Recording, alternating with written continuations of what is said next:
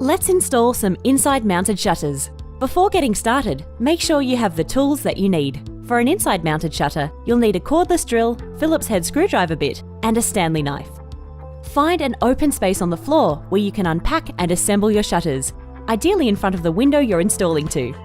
Shutters usually come in at least 2 boxes, a smaller box with the frame, and a larger box that contains up to 2 shutter panels. Look for the red tape on your boxes. This marks where your hardware has been packed. You'll find mounting screws, hinge pins, locking screws, screw caps, and hinge packers. Open your box by cutting carefully along the tape with a knife and removing the packaging. Set your panels aside and look at your frame. The frame comes in 4 pieces and is labelled left, right, top, and bottom. Lay each piece on the floor, mirroring how you will lift the frame onto the window. Assemble by slotting the corners together and pushing down firmly so the edges are flush.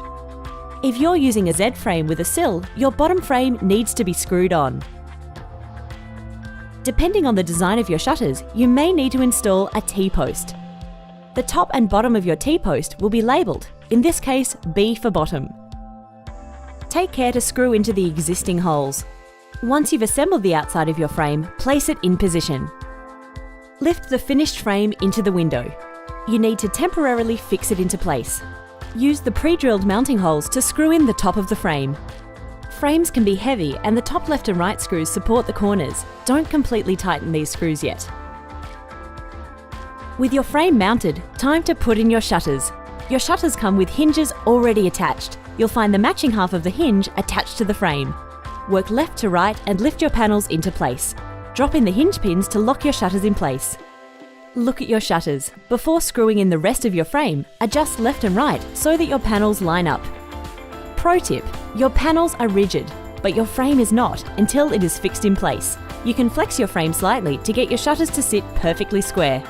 Make any necessary adjustments, and once you're happy, fix the frame in place by tightening the screws and using the rest of the pre-drilled holes.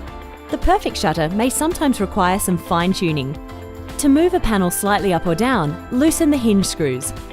Once happy with the position, screw in the locking screw. Hinge packers also allow fine adjustment. Loosen the panel screws and slide in behind the hinge. The final step is to insert your screw caps. And if you've chosen an L frame, for a truly professional look, you may want to fill any gap around the frame.